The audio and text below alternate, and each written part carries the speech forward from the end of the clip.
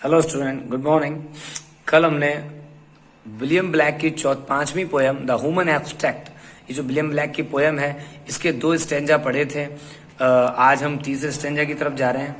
He sits, कल इस poem में आया था कि दया और करुणा तब तक नहीं होगी जब तक कोई गरीब नहीं होगा, जब तक कोई दुखी नहीं होगा। लोग दुखी होंगे तो दया, गरीब होंगे तो दया भी होगी, करुणा भी होगी। और परस्पर भय शांति स्थापित करेगा, और जो निर्दयता है वो एक जाल बुनेगी, और उस जाल में हम सब फंसे रहेंगे। इस तरीके का हमने पढ़ा था। आगे चलते हैं। ही sits down with holy fair. ही आया है व्यक्ति के लिए। कोई भी व्यक्ति जो है सिट्स डाउन, बैठता है, with holy fears. Holy fears मतलब है फियर ऑफ गॉड, ईश्वर का भय। आप जानते हैं कि ईश्वर से राक्षस, मानव और ये जितने भी समझने वाले हैं, जो बुद्धि को धारण करने वाले जीव हैं, ये सब भय खाते हैं।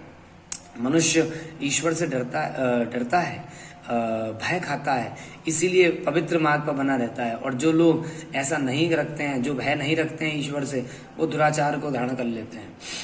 ये मैं पढ़ने जा रहा हूँ आगे। ही सिट्स डाउन, ऐसा व्यक्ति जो कि सिट्स डाउन, बैठा रहता है, यानी जो व्यक्ति है, पुरुष है, जो मानव है, वो बैठता है, रुका रहता है, विथ होली फियर्स, पवित्र भय के कारण, अर्थात ईश्वर के भय के कारण। यानी व्यक्ति कोई भी गलत कार्य करने से डरता क्यों है? ईश्वर के भय के कारण। ईश्वर का भय रहता है हर व्यक्ति को। एंड वाटर्स, वाटर्स मतलब ये वर्ब है, यहाँ पर ये वाटर नाउन के रूप में नहीं है, वर्ब के रूप में एस लगाया है। एंड वाटर्स, और व्यक्ति जो है ना वाटर्स कर देता है, अर्थात गीला कर देता है, गेट वेट द ग्राउंड, जमीन को, विथ टीयर्स, आंसुओं से। और ऐसा व्यक्ति जमीन को गीला कर देता है आंसुओं के साथ, यानी कि आंसुओं से जमीन को गीला कर देता है। यानी मानव जो है, मानव एक दूसरे के ऊपर अत्याचार करता है, निर्दयता के साथ व्यवहार करता है, लेकिन जब उसको भान होता है इन चीजों का, तो भय खाता है ईश्वर से, और अपने पश्चाताप के आंसुओं से वो पृथ्वी को, जमीन को गीला कर देता है। देन, और जब व्यक्ति पश्चाताप करता है किसी भी बुरे कर्म को करने के बाद, जब हम पश्चाताप करते हैं तो उसके बाद ही हमको हमारे कार्यों की निष्फलता, उसकी क्रूरता, उसके बुरे प्रभावों को पता चलता है, तब हम पश्चाताप करते हैं। जिस प्रकार बच्चे, जो स्टूडेंट्स होते हैं, जब पढ़ते नहीं है परीक्षा के टाइम, लेकिन जब बाद में फेल होते हैं तो उनको बहुत ज़्यादा फील होता है कि यार काश हम पढ़े होते। ठीक उसी तरीके की बात यहाँ पर आ रही है। जब हम कोई बुरा कर्म कर देते हैं तो ईश्वर की शक्ति का हमको भान होता है, और हम पश्चाताप के रूप में जमीन को गीला कर देते हैं। देन, और उसी समय, तब ह्यूमनिटी, मानवता, टेक्स, लेती है, इट्स रूट, इसकी जड़। अब टेक्स इट रूट का मतलब है टेक बर्थ, यानी कि टेक्स इट रूट का मतलब ये थोड़ा टिपिकल इंग्लिश में चला गया। देन ह्यूमनिटी, और फिर विनम्रता, टेक्स इट रूट, इसका मतलब है जन्म लेती है।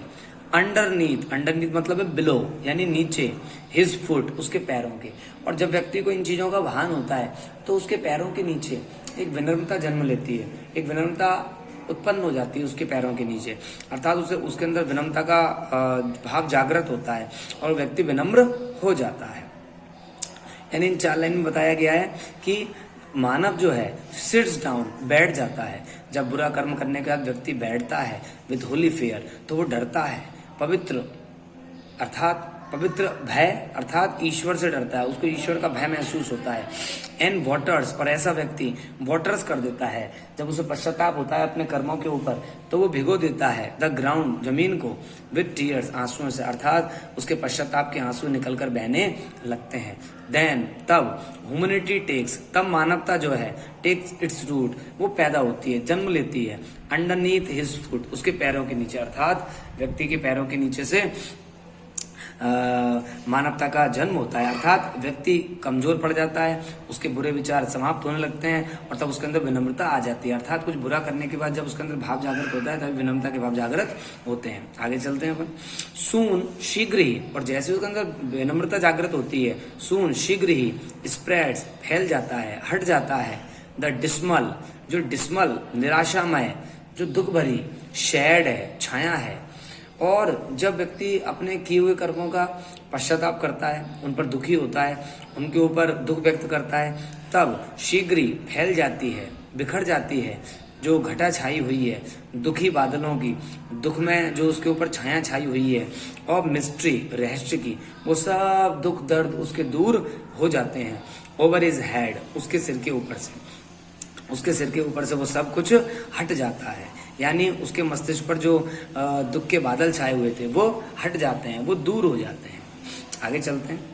एंड और द कैटरपिलर, वैसे कैटरपिलर मैं आपको बता दूं इल्ली होती है जो फूल फूलों को खाने का काम करती है। कैटरपिलर एंड फ्लाई मतलब जो इल्ली होती है और जो मक्खियां होती हैं वो होती है। लेकिन यहाँ पर इस पोएम के अंदर कैटरपिलर एंड फ्लाई ये दोनों सिंबॉलिकल अर्थ में, प्रतीकात्मक अर्थ में इस्तेमाल किए गए हैं।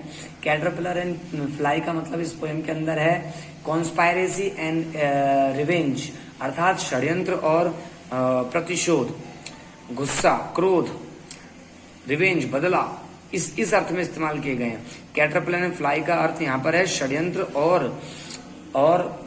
क्रोध, प्रतिशोध, ये अर्थ है। और जब व्यक्ति दुखी होता है और जब उसके ऊपर से सारे जो रहस्यमयी बादल छा रहे थे वो उसके सिर पे से जब हट जाते हैं, तब एंड द कैटरपिलर, और जो कैटरपिलर है, जो एंड फ्लाई, और जो षड्यंत्र है और प्रतिशोध है, ये सब चीजें जो होती हैं जो कि फीड करती हैं, पोषित करती हैं ऑन द मिस्ट्री, रहस्य को।